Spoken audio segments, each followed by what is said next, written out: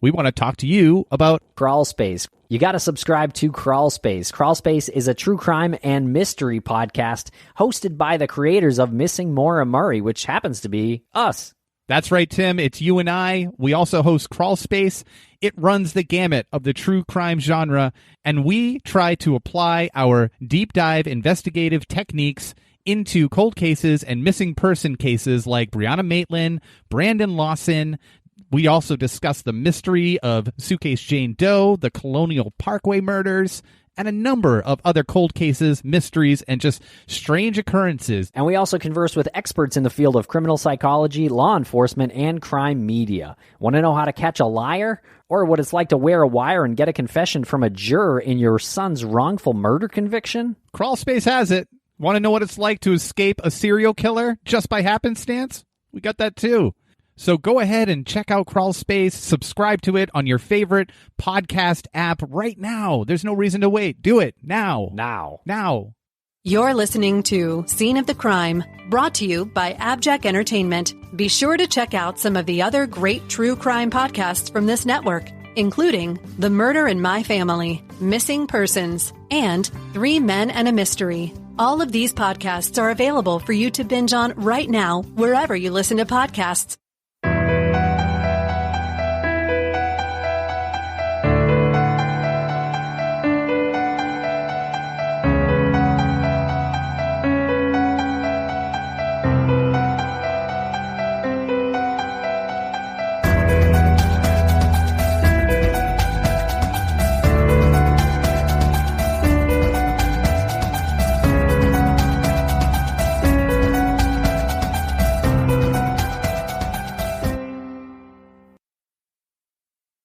As we have seen in detail in previous episodes, investigators had largely come to believe that the murders of Roger and Rose were targeted, that someone had it out for one or both of them, and their killing was not random. But before too long, the discovery of another similar case called that theory into question.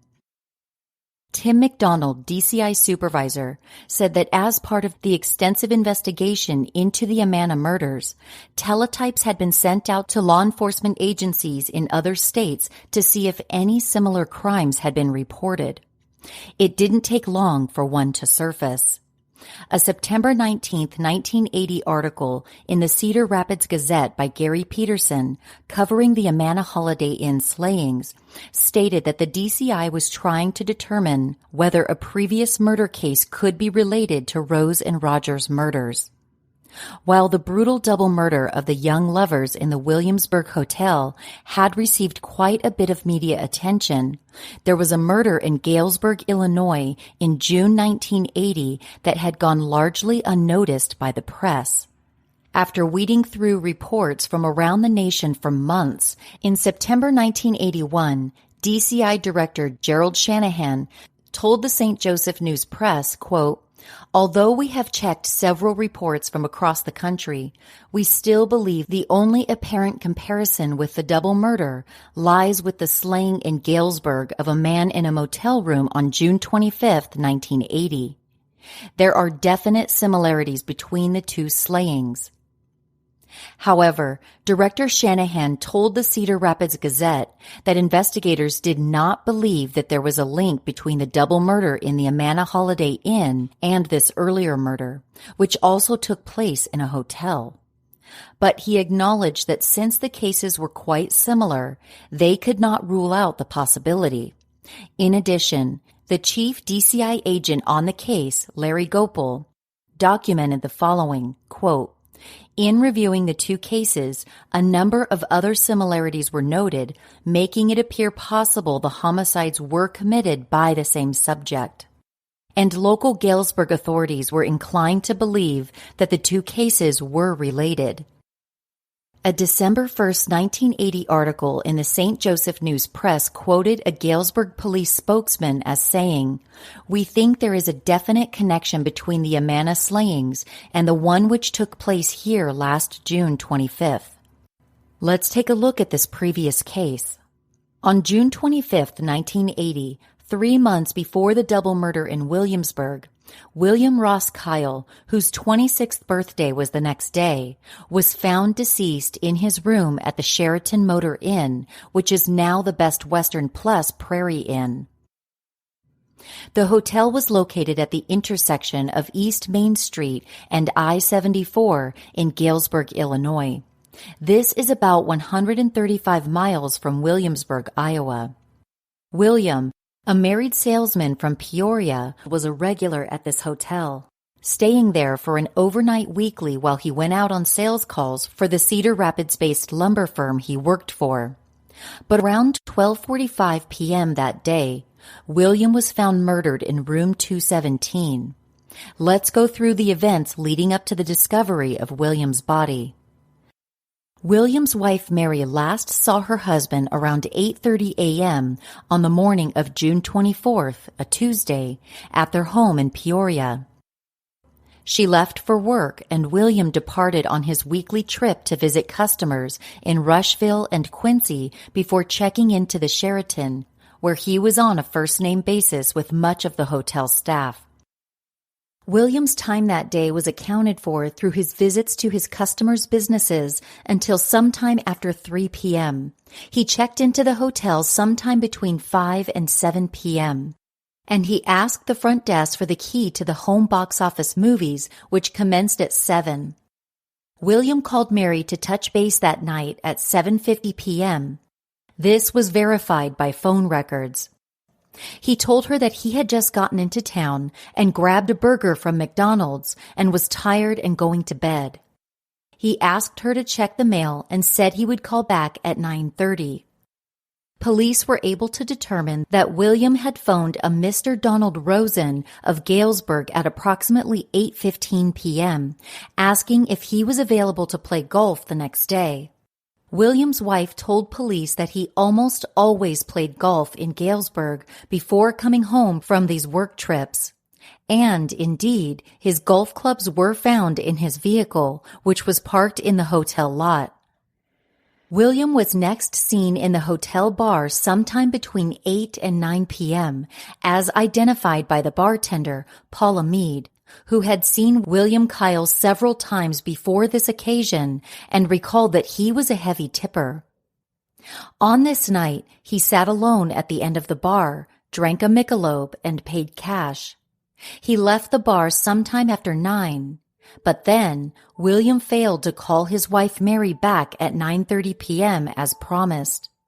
Mary stated that this was very unusual, as William always called exactly when he said he would, but she shrugged it off to him probably falling asleep. The next morning, this is now the morning of June 25th, she called the hotel and rang through to his room, but got no response. She went to work and called again during a break around mid-morning. Again, nothing. At lunchtime, she went home, as William sometimes called her there. But by 12:45, she decided to try the hotel again. When William did not answer the room phone, Mary requested that the front desk pay a visit to her husband's room to see if his things were still there. Head maid Alice Dickinson located the hotel manager, Robert Pendergast, and the two of them, as well as the assistant manager, Harold Hawkins, proceeded to the room. Pendergast opened the door and walked in. Here is what he saw. The body of the guest in room 217 was slumped face down on the bed, kneeling on the floor, with his head and upper torso lying on the bed. Both hands were under his head. His head was covered by a blood-soaked towel, and his upper body was covered by bedclothes. He was wearing only navy blue athletic shorts. The entire bed was drenched with blood.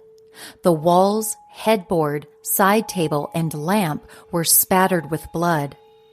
A blood-soaked pillow lay at the head of the bed, with what appeared to be an impression from someone's head resting on the pillow.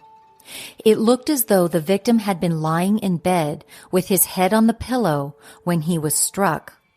A spray of blood left an ugly red line on the ceiling above the bed.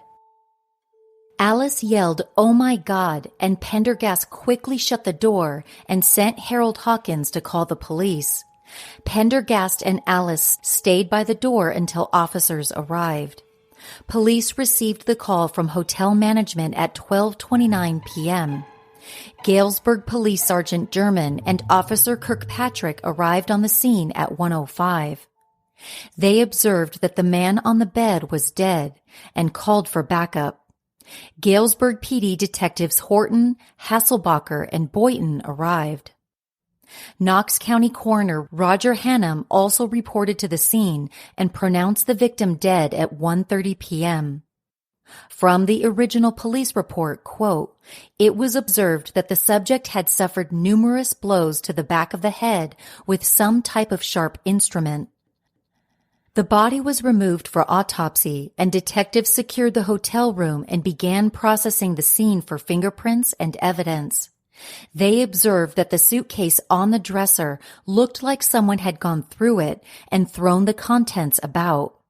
One of the internal divider straps inside the suitcase had been broken by whoever ransacked it.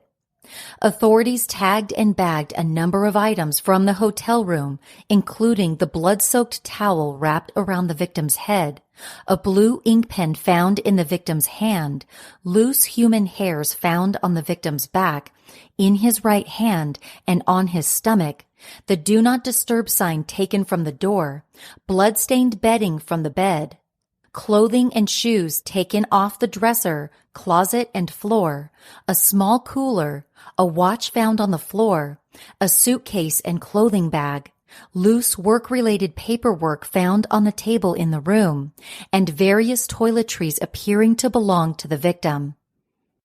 Of note were two things found in the bathroom: a towel and washcloth found on the bathroom floor with blood on them. They also collected a green blanket found on the corner of the bed that appeared to bear the markings of some type of bloody weapon being wiped off on it twice. The hatchet-like shape is visible in blood on the blanket. Paul Holes. There's no question in the William Kyle case, because we have a side profile of the weapon after it was bloody laid down on the blanket on the bed. Also collected were a McDonald's cup with plastic lid and a straw, a Coca-Cola cup, a very worn, old-looking small leather case with metal fingernail clippers inside, 2 white washcloths, 2 white hand towels, 1 white floor mat, and 1 large bath towel. Authorities also meticulously bagged a ballpoint pen that was clenched in the victim's hand. Had he perhaps grabbed it in a desperate attempt to defend himself? Remember the leather fingernail clipper case. It will be important later, although no fingerprints were found on it. All of these items were sent to the Illinois State Crime Lab.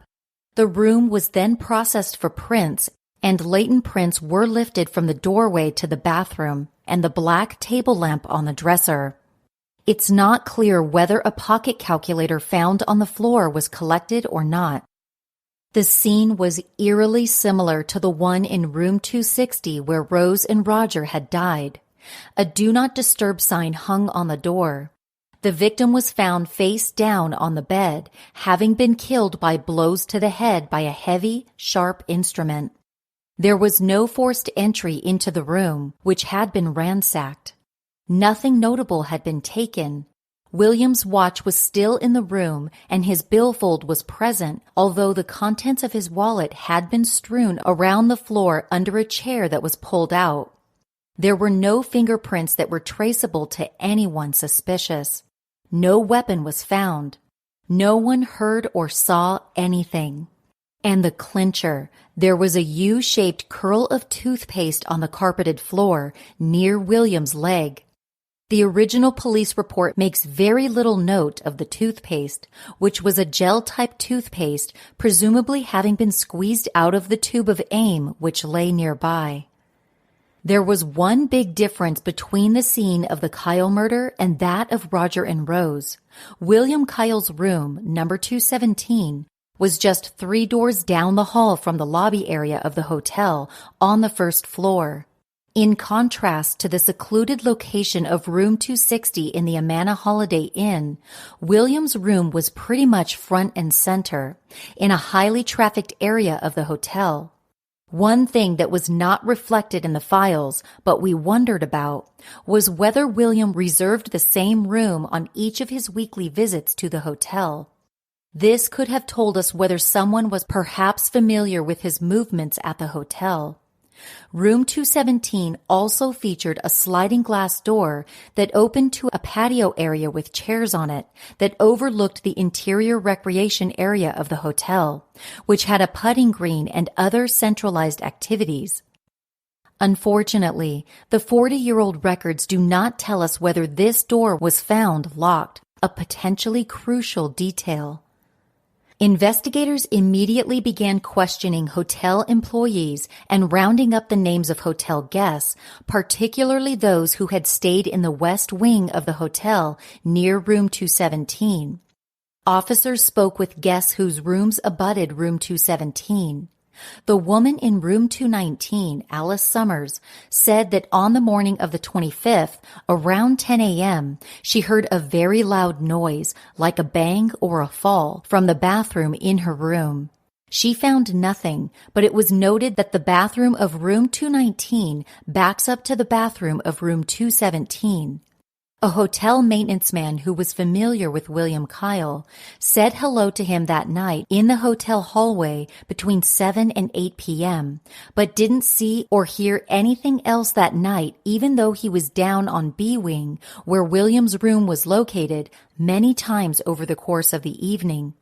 No other guests, except for one whose story we will address shortly, heard or saw anything else unusual. No weapon was found in the room, anywhere on the hotel perimeter or near the interstate interchange, and investigators were mum as to what the weapon was believed to have been. Detective Bob Horton of the Galesburg PD, who worked the case for 2 years, would say publicly only that William had died from, quote, severe skull wounds inflicted by a heavy instrument. DCI notes indicate that, quote, it was felt that possibly the weapon at the time utilized in the Galesburg homicide was possibly a roofer's-type hatchet. William's company car, a brown 1980 Oldsmobile Cutlass Cruiser station wagon, was found parked in the hotel lot.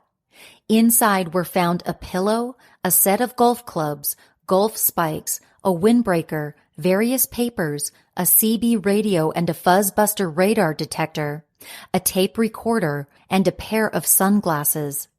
The car was towed by a wrecking service and stored for processing. The vehicle was dusted for prints, and latents were lifted off the driver's side door, the passenger door, and the tailgate. Let's talk about who William Kyle was.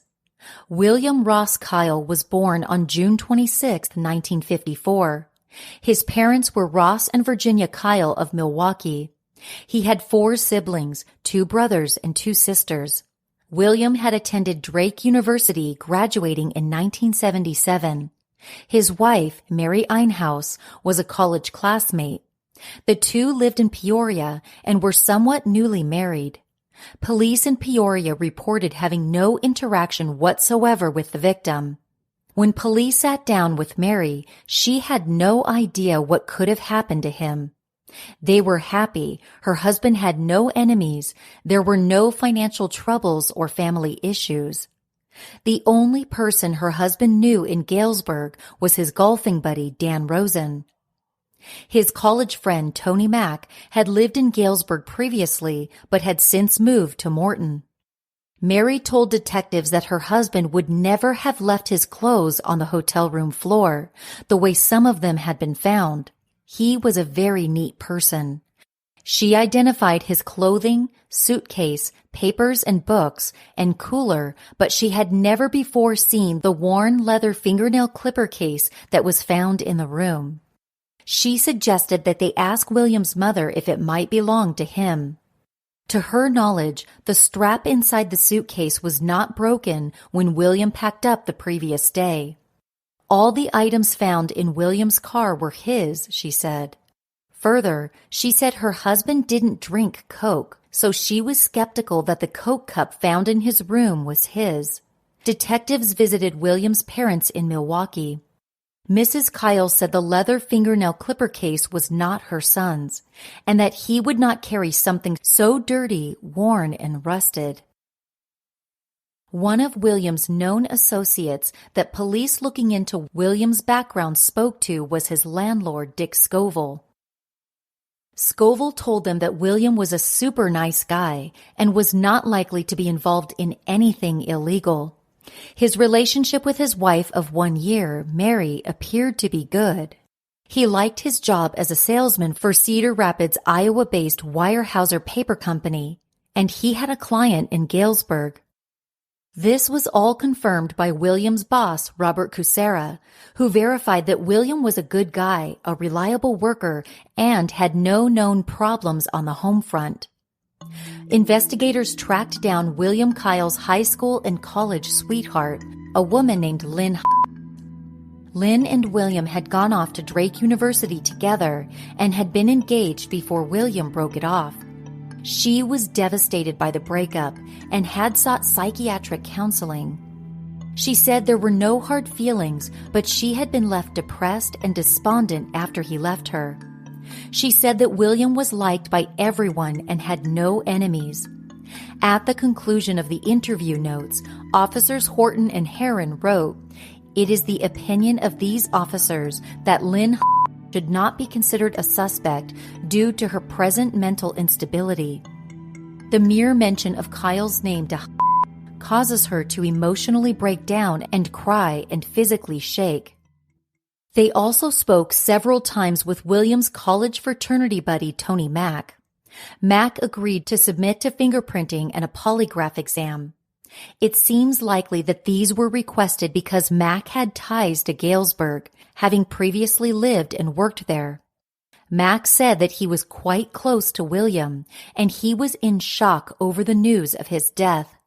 He told investigators that William would often call him and let him know he was coming into town, and the two of them would get together and play golf and then grab dinner and drinks, generally the non-alcoholic variety, at the Sheraton Motor Inn where William always stayed. He said that when they would sit and chat in William's room, William would always lock the door. He was safety conscious and very protective of his wife, Mary. William's marriage to Mary seemed very happy, as he was always calling her to see how she was and to tell her he loved her. William was always persuading him, Mack, to get married himself. As quoted in the detective's summary of the Mack interview, quote, "Mr. Mack couldn't think of anyone that would want to hurt Mr. Kyle, as he was very well liked by everyone. He stated that he didn't swear or drink or chase women or use narcotics, and that is why he can't understand why anyone would have killed Mr. Kyle." Agents also spoke to Eric Turner, a close friend of Williams from college who was a student at the University of Iowa School of Law. They were fraternity brothers, along with Tony Mack, and were good friends who played tennis and went to bars together. Eric told the agents that William was a good friend to everyone and did not make enemies. Eric was extremely shocked to hear of his friend's death. He said he had heard whispers at Drake University about William and organized crime, but this could have been just because he was from Milwaukee. William, he said, liked to drink as much as the next guy, but never lost control, and he did not do drugs. His wife was a sweet, caring woman, and the two had a very open and honest relationship. He stated that William was not involved in any homosexual activity, and he always had a girlfriend in school. He did state that William's father would not have approved of William being bisexual. There was a reason for this line of questioning, which we will get into in a minute. After interviewing William Kyle's friends and family, investigators concluded that it was likely that the leather fingernail clipper case did not belong to the victim, but to his killer. According to DCI notes, it was further determined through an FBI examination that the words Langer Laboratories appeared on the fingernail clipper set.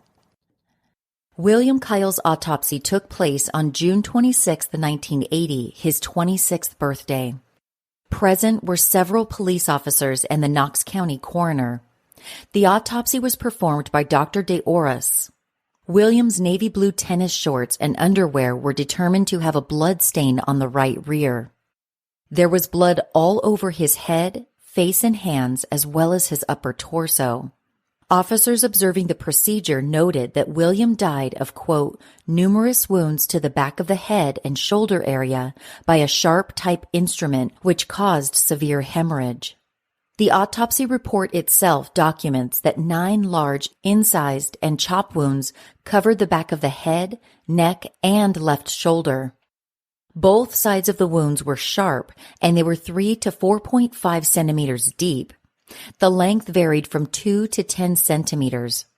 According to DCI notes, quote, additional information indicated the victim received 16 to 24 injuries to the upper back and head, consistent with a weapon approximately 3.5 inches long.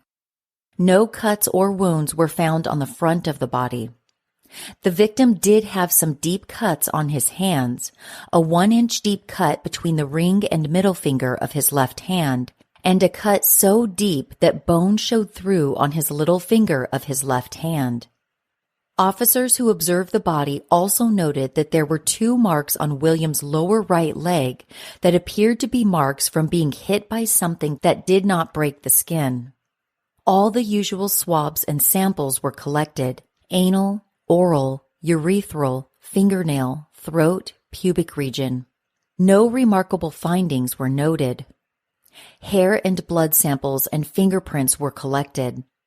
Interestingly, the autopsy report states that no estimate can be made regarding the time of death, as the blood was not collected when first seen.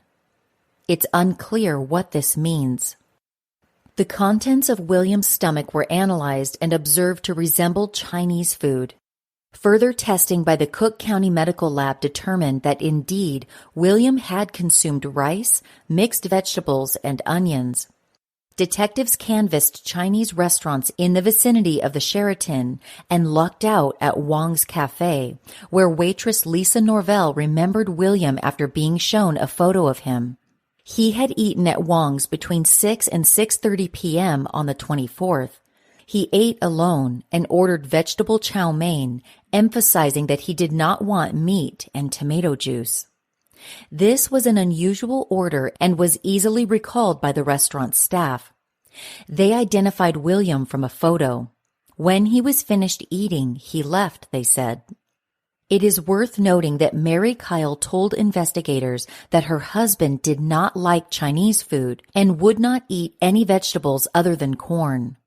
Further, William's mother told the police that her son did not like Chinese food and never ate it when he was living at home. William Kyle's toxicology test came back negative for drugs and alcohol. The 1 beer he had at the hotel bar was likely all the alcohol that he ingested that evening. It has to be said that the Galesburg investigation into the murder of William Kyle was colored by investigators' apparent belief that William had been involved in some kind of homosexual activity. Remember, this was 40 years ago in the heartland of America. Homosexuality was not accepted then as it is today, and although there was zero evidence that William was gay, it seems that this was an angle from which the investigation was approached. The supposed taint of perceived homosexual undertones, as one article termed it, is palpable in the detective's notes on the case. It all started with the autopsy. Please bear with us here as this is a little graphic. One of the observers of the autopsy, Officer Terry Boynton, observed that William's anus was dilated. He described it as standing open. Notes in the file remark that the medical examiner who performed the autopsy, Dr. De Oris, observed that there were no sphincter muscles. But the actual autopsy report states only that, quote, the anal opening is rather lax and dilated. Whatever the case, it seems that in the minds of investigative authorities, there was only one explanation for this. William had a secret gay life. The police report states baldly, quote, "A confidential source has informed us that the victim had been involved possibly in some homosexual activity in this area." This possibly completely erroneous belief led directly to other conclusions. It is hinted, though not stated, that William let a male visitor into his room on the night he was killed, explaining why there was no forced entry. This is evident from one incident that is well documented in the police files on the case, although it is likely completely unrelated to William. A Mr. Laverne Osborne, who was staying in room 254 at the hotel the night William died, told police that he was asleep around midnight when there was a knock on his door. Looking through the peephole, he saw a nice-looking white male, 20 to 30 years old, dressed in casual clothes. He did not answer the door or respond, but his room phone rang 5 minutes later. He answered it and a male voice said, "Well, how are you?" And he responded, "Fine." The man on the other end of the line then asked him if he would like some company. Osborne said that he would not, told the caller he must have the wrong room, and asked who was calling. The man said Jason, and Osborne hung up. Now, there is no connection in the police report of this incident with William Kyle, but it was clearly included to support the conclusion that there was some funny business going on in the hotel, and the resulting assumption that it had something to do with what happened to William. Furthering this school of thought, detectives noted in their reports that William did not visit Galesburg area customers all that often on the business day after his overnight stay at the Sheraton. He had stayed at the hotel 18 times since January, yet had visited customers the following day on only 4 occasions. Why, the police report questioned, would William stay overnight under these circumstances only 45 miles from home if he was happily married? The implication was that he was there for a gay tryst and was hiding his lifestyle from his wife. We will discuss all the evidence that William Kyle was not homosexual later, and, of course, the nature of his sexuality has questionable connection to his murder in the first place. William's wife Mary told investigators that her husband usually stayed overnight in Galesburg after calling on clients late into the evening, and that he would often play golf there before coming home the next day. We know that William called a friend to try to get a match for Wednesday before heading home. In addition, police spoke with William's college friend Tony Mack, who stated that he and William would often hang out and play golf during William's visits. Further, Tony Mack said he was absolutely unaware of any homosexual activity his good friend was involved in, either in college or afterwards. Other than some normal fraternity streaking, there was nothing. And Cheryl Myers, the regular front desk clerk at the Sheraton, who was very familiar with William and saw him on each of his frequent visits to the hotel, never saw him with anyone else. Despite these statements and explanations from witnesses close to the deceased, investigators' notes indicate that they continue to question why William Kyle would not just go home at night 45 miles away instead of staying over at the Sheraton. The Kyle murder was a prime example of overkill. The young man had died from a large number of blows from a heavy, sharp object, many more than would have been necessary to kill him. Because he was killed in room 217, many people made comparisons to Stephen King's The Shining, which had just been released in movie theaters across the United States on May 23, 1980. Of course, that movie features bloody axe murders in a hotel, and the murders in Stephen King's book, The Shining, the basis for the movie, took place in the Overlook Hotel's room 217, although in the movie, the murders happen in room 237. The similarities in circumstances were most likely a coincidence, although people wondered, could the killer have gotten inspiration for the murder from The Shining? There were enough people unsettled by these creepy parallels that the Galesburg police issued a statement that any similarity between the brutal murder of William Kyle and the movie The Shining was just coincidental. That movie continued to concern investigators of Roger and Rose as well. They questioned Eddie Shelton, the husband of Rose's friend, Joanna Young Shelton, because he and his wife sometimes went to the movies with Rose in the summer of 1980 as to whether he had seen The Shining. And if you recall, they questioned the bartender at the Amana Holiday Inn, Ron H., about the book The Shining that they found among his possessions. Now, back to Rose and Roger's case. Iowa investigators noted the similarities between the William Kyle murder and Rose and Roger's murders almost immediately. Of course, they would not comment as to whether the cases could be related, but they had to acknowledge that it was a possibility. In an article in the Cedar Rapids Gazette on October 9th, 3 weeks after the murders in Williamsburg, Gerald Shanahan, director of the Iowa Division of Criminal Investigation, said that the wide-ranging investigation was focusing on attempting to determine whether the two cases were connected. But DCI personnel also made sure to point out that they were also following other leads unrelated to Galesburg. Galesburg investigators were not so circumspect, noting that the wounds on the Williamsburg victims were almost identical to those found on William Kyle, and that there was no forced entry to either hotel room.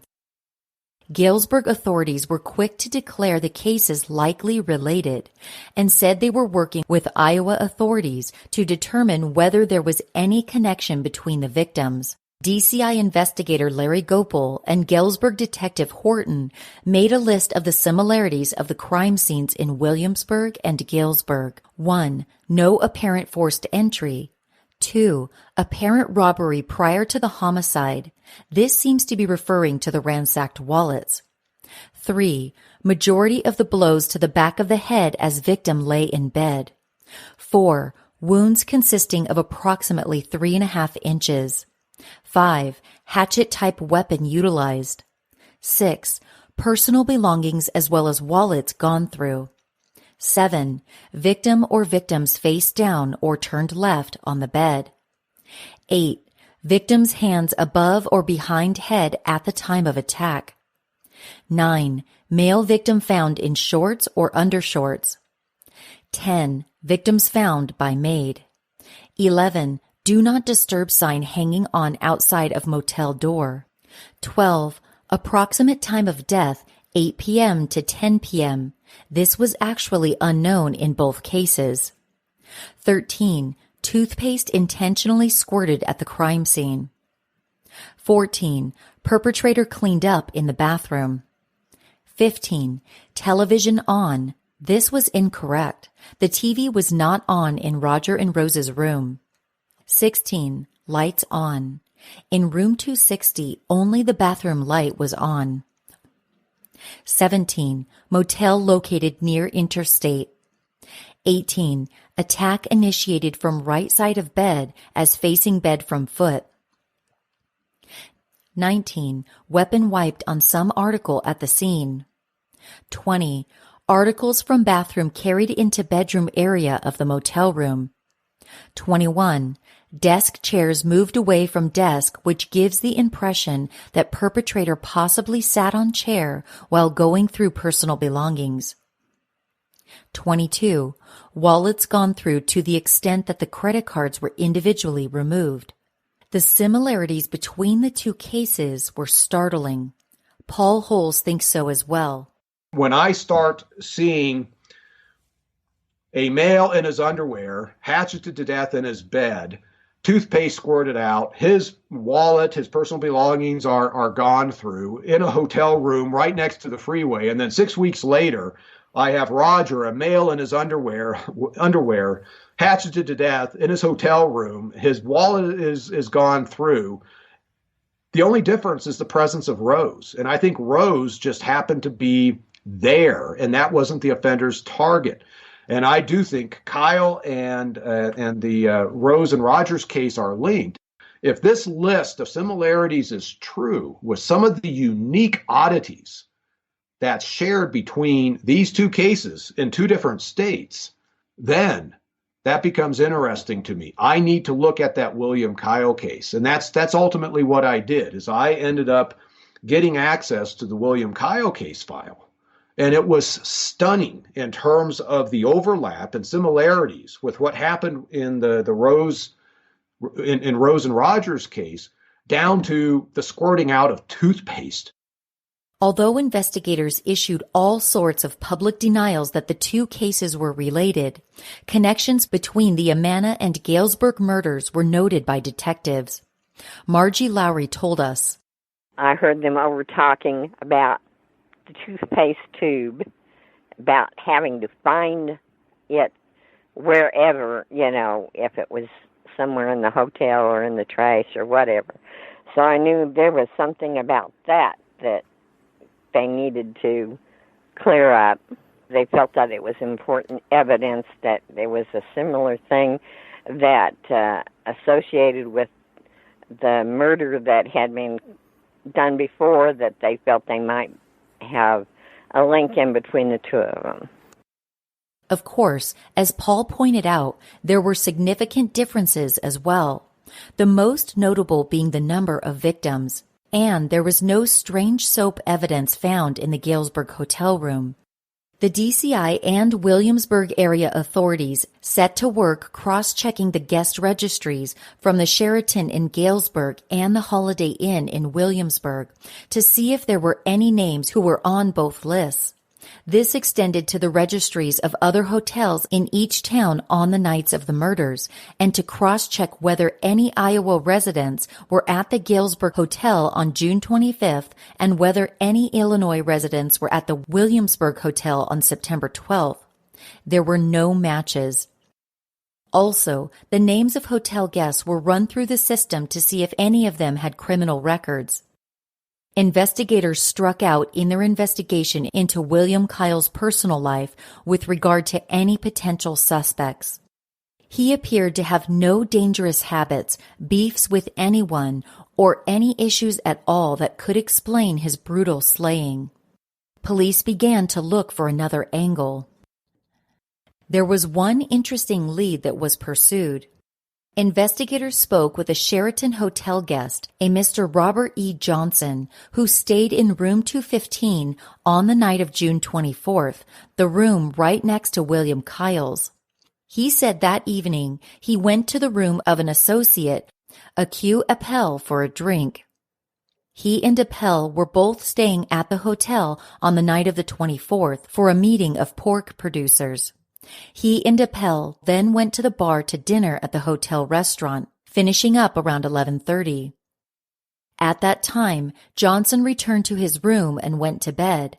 Neither he nor his son heard or saw anything for the remainder of the evening, even though they were in the room adjacent to the one where the brutal murder took place sometime that night.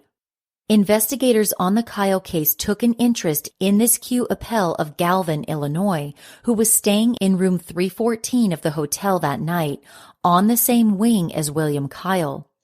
This was because they learned that the Mercer County, Illinois Sheriff's Office was investigating a report called in by Appel's girlfriend, that there she found a large quantity of blood in his home in Mercer County, 30 miles north of Galesburg. This had taken place over Memorial Day weekend, 1980, just a month before the Kyle murder. Upon responding to the Appel home, the sheriff's office had determined that there was fresh human blood in Appel's house in large quantities, and it was painted in circles with X's inside on many surfaces of the home. There were also several ring patterns in human blood on the garage floor. There was so much human blood, and it was arranged in such a way that it was considered very suspicious. Besides the rings and X's, there appeared to be an illegible name written on a mirror in the blood. On the front door, there was blood in a circle-type fashion, with blood contained within that circle in X's or a slash-type manner. There was a blood smear on the exterior lantern attached to the house, and there was a nail driven into the locking mechanism of the door. The phone had been ripped out of the wall in the master bedroom. There were bloody clothes that Mr. Appel acknowledged were his in a bed. And finally, as if that all weren't bizarre and concerning enough, there was determined to be blood on the refrigerator and a bite taken out of a bar of cheese that had blood in the area of the bite mark.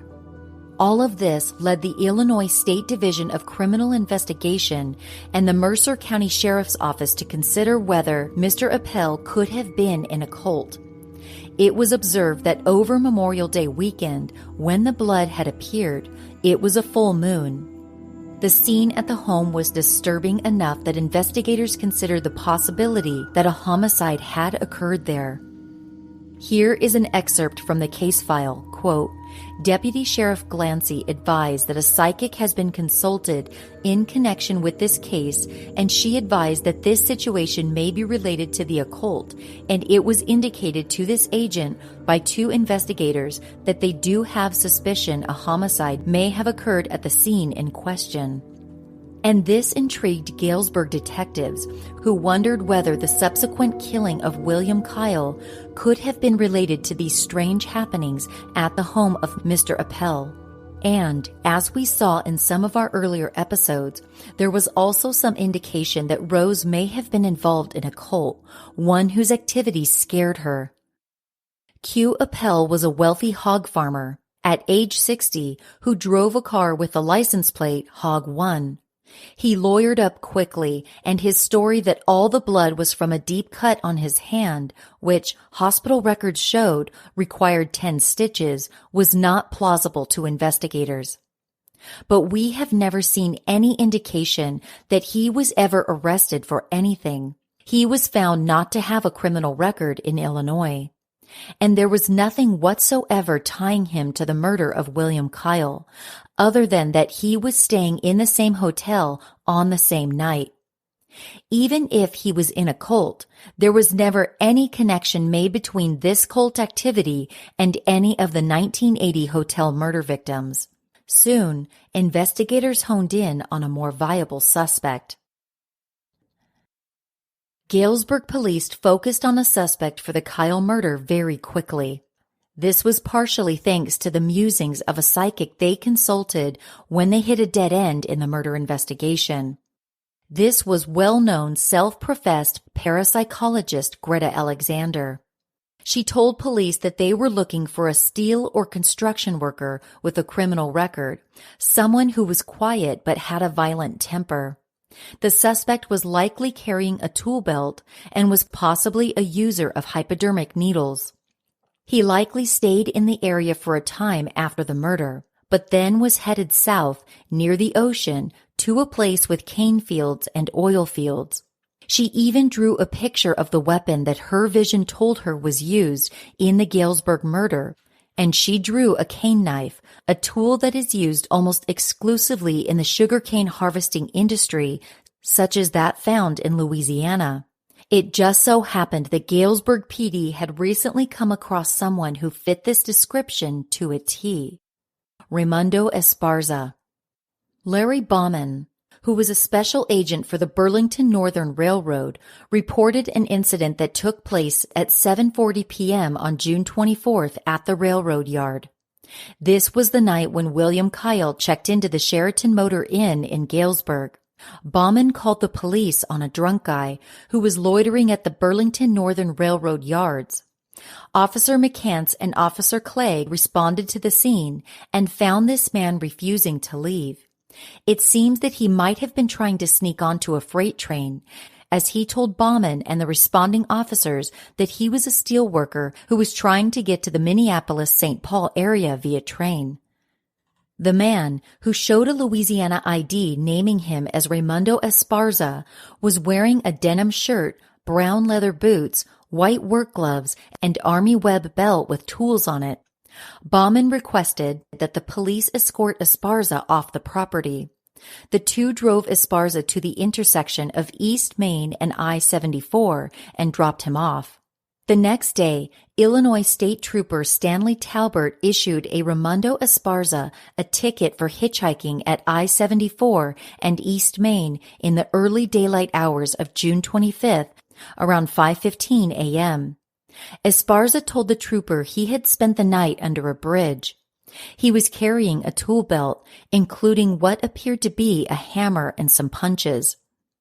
Another set of officers from the Galesburg PD stopped him soon after this in the same area for hitchhiking, whereupon he said he was a steel worker headed to Davenport, Iowa.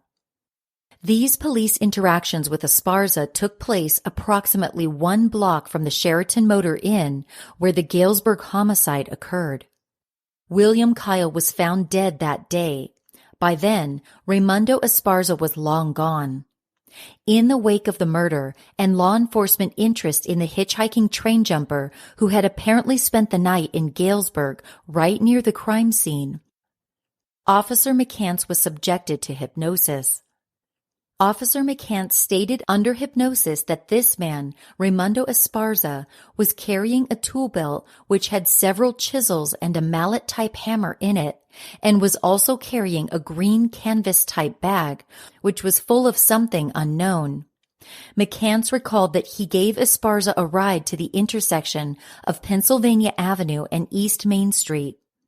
The man he described was a Mexican male, 35 years of age, 5'9" to 5'10", maybe 185 pounds, dark curly hair to the middle of his ears, a long, loose-fitting denim jacket, worn blue jeans, and worn tan work boots.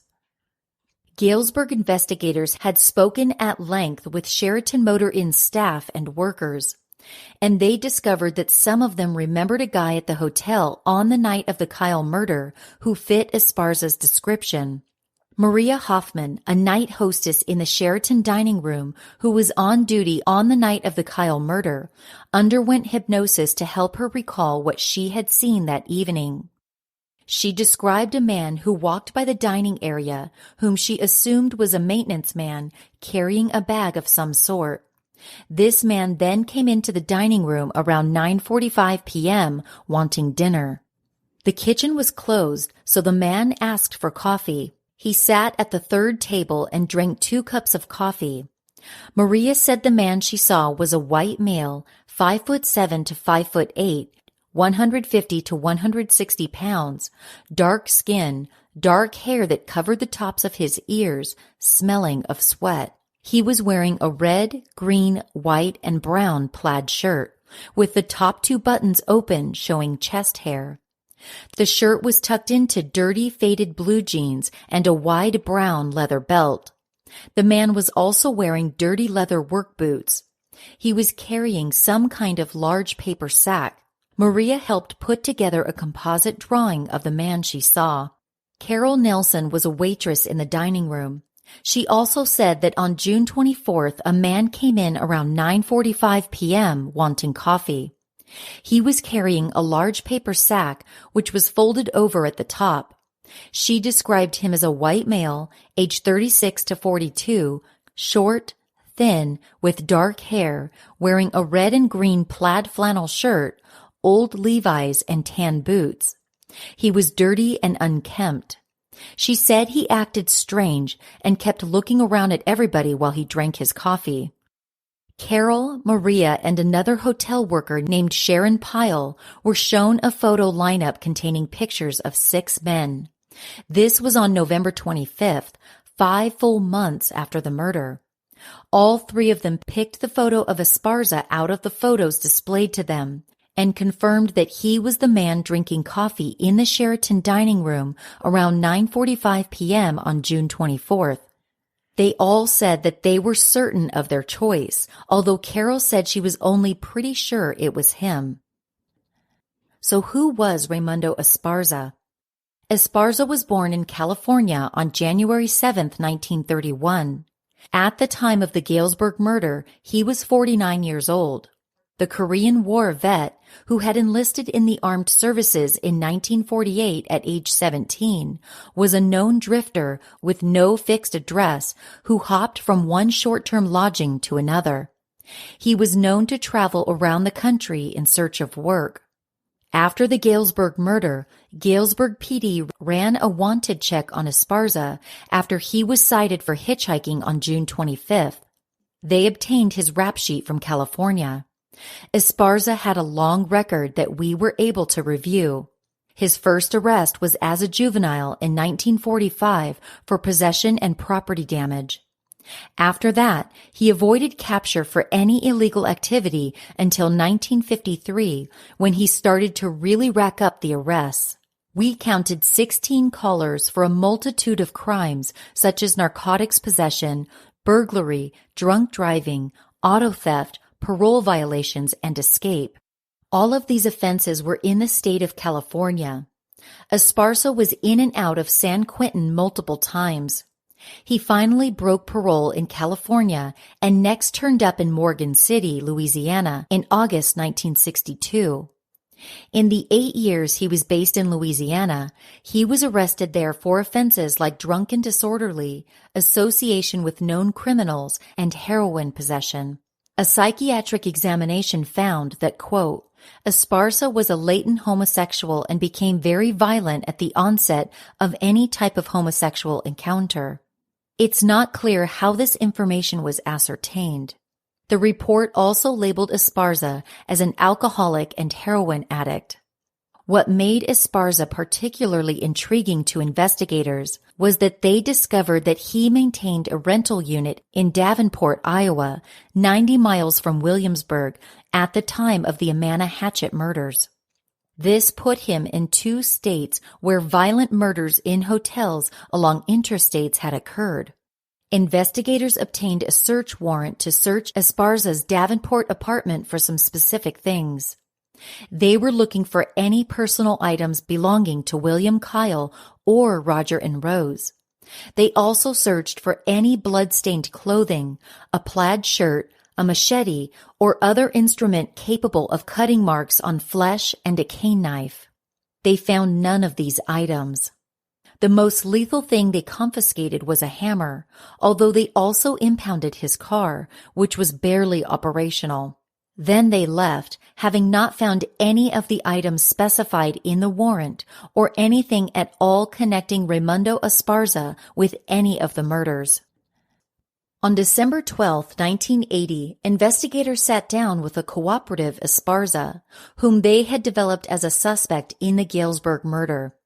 They advised him of his rights, and he waived his right to an attorney. He submitted to a total of 12 hours of questioning over 2 days, and he was very chatty. Investigators learned that Esparza was an itinerant steel and construction worker affiliated with the Bridge Structural and Ornamental Iron Workers Local Union 111. He tended to hitchhike around the country and find work wherever he could. He was dating a woman named Linda, but also patronized sex workers, and also had been caught by Linda with his ex-girlfriend, Pat. There seemed to be some other nebulous women in the background. Esparza was driving a car that he had bought from a friend for $400 a few months ago, but before that he had no car because he wrecked his Chevelle, which was why he tended to hitchhike and hop trains. Esparza was right-handed.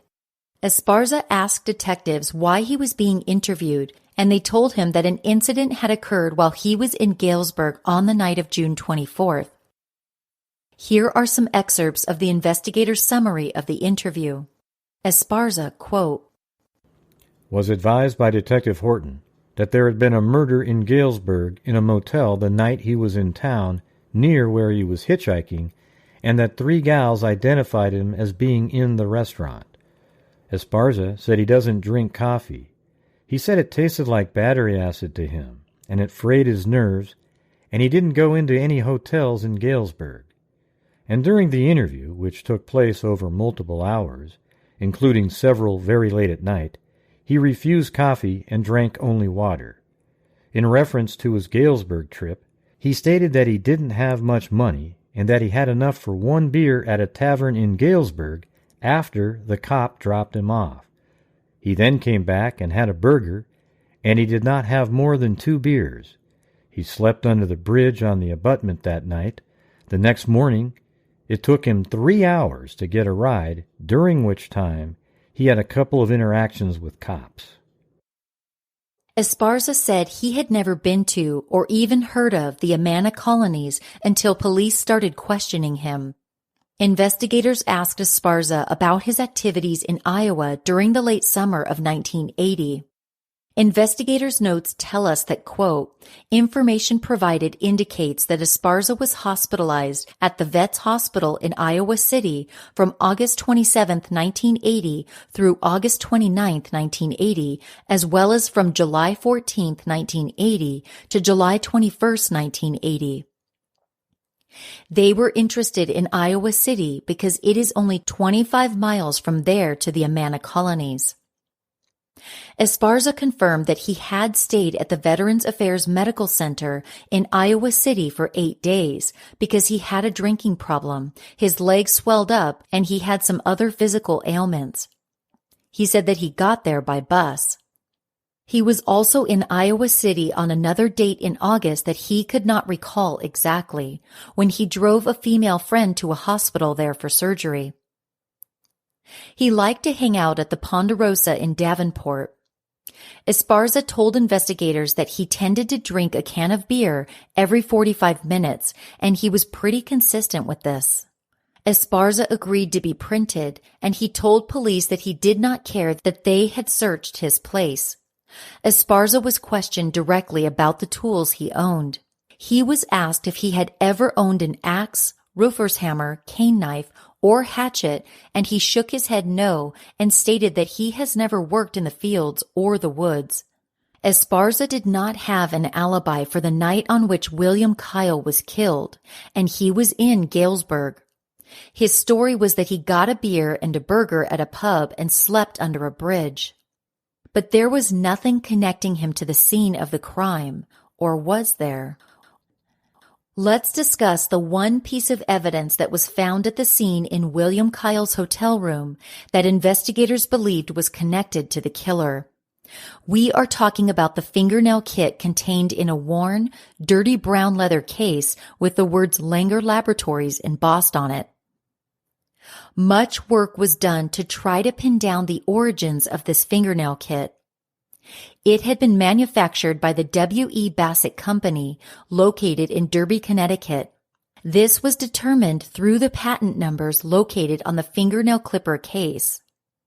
The Bassett Company was able to inform the DCI that the model in question was called the Little General, Model KK1, and was manufactured from 1956 to 1964. This particular set was one of 700 produced in 1959 for K Promotions, located in Milwaukee, Wisconsin, and sold to Langer Labs. When Langer Labs went out of business in 1970, its address was in Milwaukee.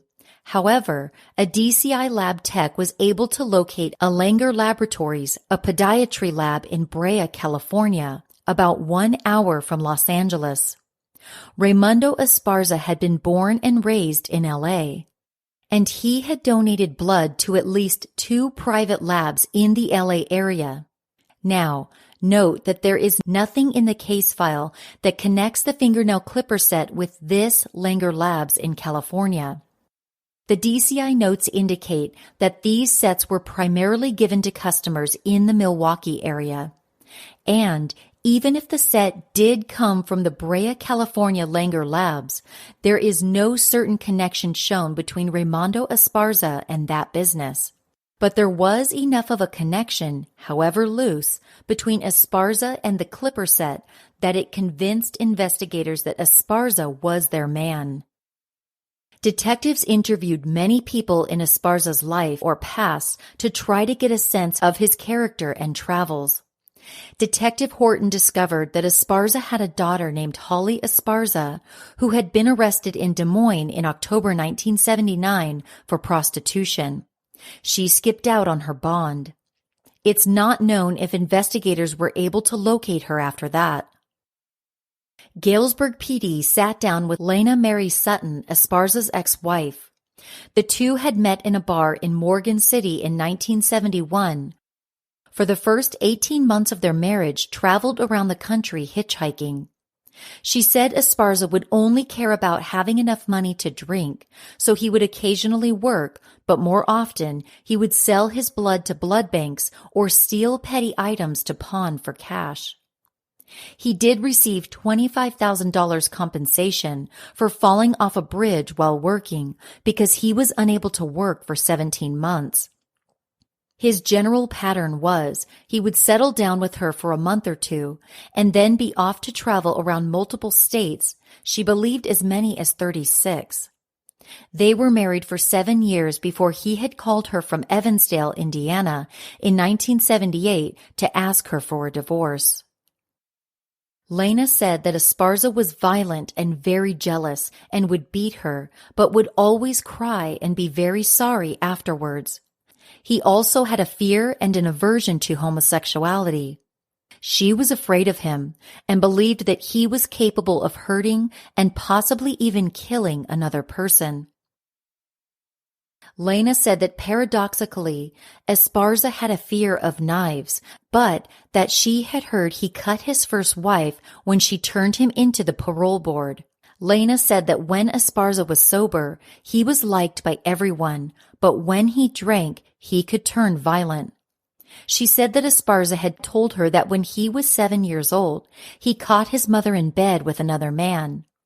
He believes that his father killed his mom, Leonore, who died in 1937, but it was chalked up to an accident. Esparza had told Detective Horton that when he was a young child of 5 years old, his parents had chained him to a post in the basement while they went to work to make sure he didn't get into trouble. It sounded as though Esparza had a pretty troubled home life. Lena told detectives she never saw Esparza with drugs, but did find needles around him. She described him as a very restless person who did not like to stay in one place. He traveled around via hitchhiking, bus, car, or hopping a train. He told her of a recurring dream where a dog ate the brains out of a child's head. Detectives showed Lena the fingernail kit found in the Sheraton Motor Inn, room 217. Lena could not identify the fingernail set as belonging to Esparza, but she said that he was fanatical about keeping his nails clean. Next, detectives Horton and Heron interviewed Judy Dyson, an ex-girlfriend of Esparza's. She had the same things to say about Esparza as his ex-wife. He was violent, jealous, and a drunk. She told of how he had beaten her and slashed her tires. He only worked when necessary. Esparza's current wife, Judy, whom he had married in 1979, but whom he had left after 2 weeks, also said she was afraid of him. He had beaten her, and she felt sure that he was going to hurt someone. She also could not identify the fingernail clipper set, but she confirmed that he was obsessed with clean fingernails and would always carry a clipper set with him. LaVon Underhill, Esparza's landlord in Princeton, Indiana, and her daughters claimed that Esparza had a large knife resembling a cane knife, as well as a hatchet in his vehicle. A former roommate of Esparza's, a Michael Ward, said that Esparza had slashed his tires and threatened to cut him. In December 1980, detectives interviewed and polygraphed a girlfriend of Esparza's, Pat McEwen, who said she had met Esparza at Ponderosa 2 years earlier. They dated until the summer of 1980, but he continued to call her after they broke up. Her experience with Esparza was a little different from the other women investigators spoke with. She said Esparza was never violent with her, and that when he drank, which was often, he would get mushy. She was not aware of any drug use. But here is an interesting note in the Galesburg PD case file in the Pat McEwen interview. Quote, detectives felt that she was being deceitful with them when she repeatedly denied ever having seen the fingernail clipper set in Raimundo Esparza's possession. The upshot in the Galesburg PD files was, quote, all people who were talked to were afraid of Esparza and do not want to see him again and feel that he is very, very capable of inflicting bodily harm to someone.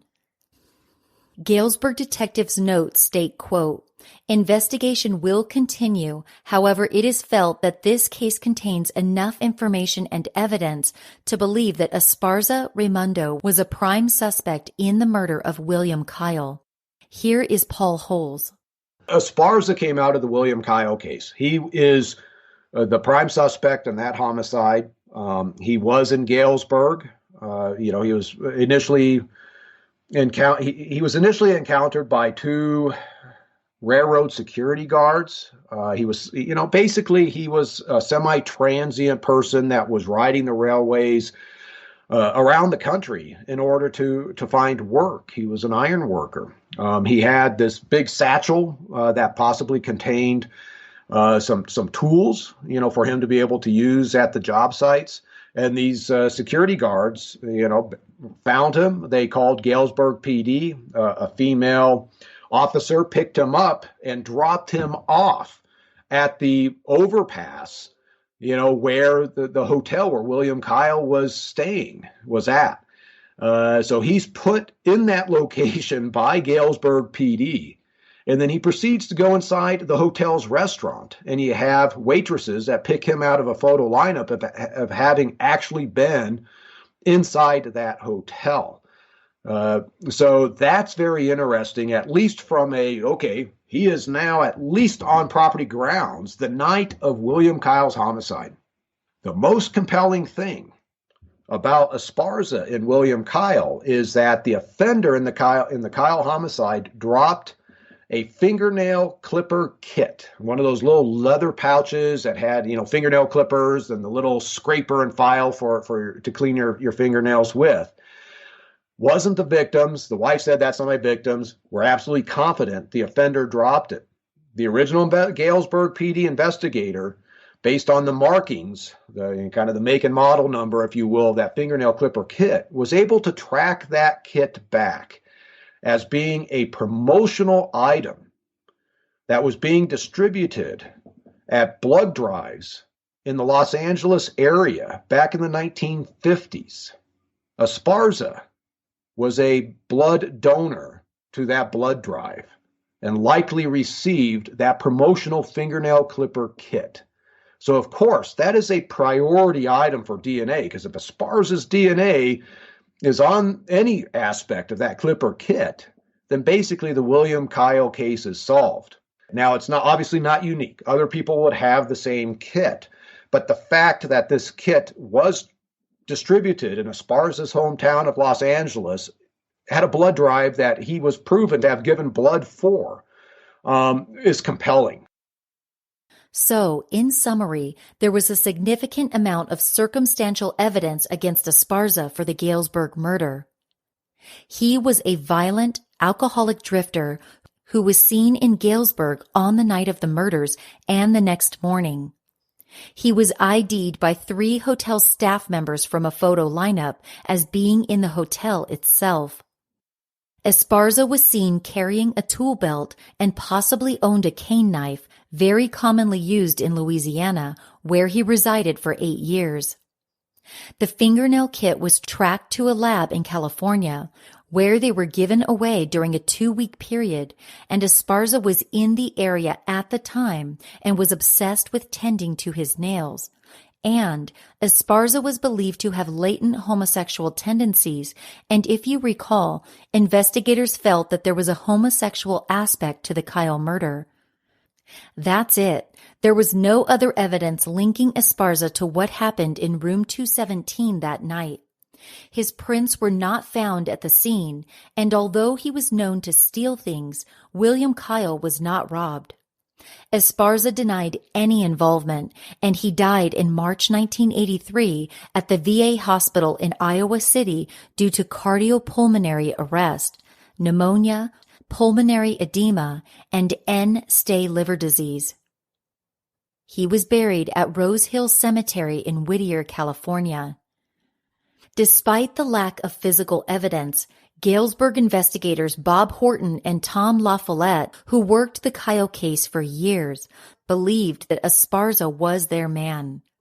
As far as they are concerned, the Kyle case is closed. Further, Galesburg detectives have stated that they believed that Esparza is a likely suspect in the murders of Roger and Rose as well. They had gathered information that indicated that Esparza may have been in Iowa City on the day of the Amana murders. However, DCI Special Agent Larry Gopel's notes in the case file state, quote, "The subject was interviewed at the time of this report. There is no evidence implicating or tying that subject to the double homicide at the Amana Holiday Inn. Whoever was responsible, investigators have never been able to definitively link the Amana murders with the slaying of William Kyle in Galesburg. If any fingerprints matched, we would know. But the similarities between the two cases are hard to ignore, down to the purged wallets, the weapons, the toothpaste. What are the chances that all these parallels are simply coincidental? Paul Holes does not think they are high." And here I have, these two cases, William Kyle and Roger, who are two men that are found in their underwear in bed with toothpaste that's been squirted out in both cases.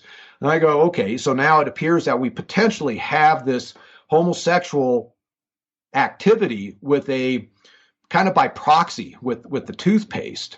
And Esparza had a homosexual aspect, known homosexual aspect to his past as well. So it starts to add up. You add that on top of with the fingernail clippings and everything else. This is something that the evidence was, I think, is really stacked against Esparza as being the primary suspect in both of these cases, the Galesburg and the Iowa case. There's nothing that links Esparza to the hotel where Roger and Rose were killed. Nobody is saying that he was there that night. He's not a guest that night. However, he is living in Iowa at the time. We would agree, given that a third case soon surfaced that mirrored the cases in Iowa and Illinois. Next time on Scene of the Crime. If you have any information about the murders of Roger Atkinson and Rose Burkert, please contact the Iowa County Sheriff's Office at 319-642-7307. Scene of the Crime is a production of AbJack Entertainment. It's narrated by me, Jamie Rice, and co-produced by Jessica Betancourt, Gray Hughes, and Mike Morford. It's written by Jessica Betancourt. Special thanks goes out to the family members and friends of Roger Atkinson and Rose Burkert who participated in this podcast. Thanks also goes out to Sheriff Rob Rotter and the Iowa County Sheriff's Department, Paul Holes, Ron Fisher, Tim Trishman, and Ida Block. If you'd like to help Scene of the Crime reach new listeners, be sure to subscribe to the show and leave a 5-star rating and review wherever you listen to your podcasts. And please recommend this podcast to your friends. You can find Scene of the Crime on Twitter at Scene of Crime Pod and on Facebook.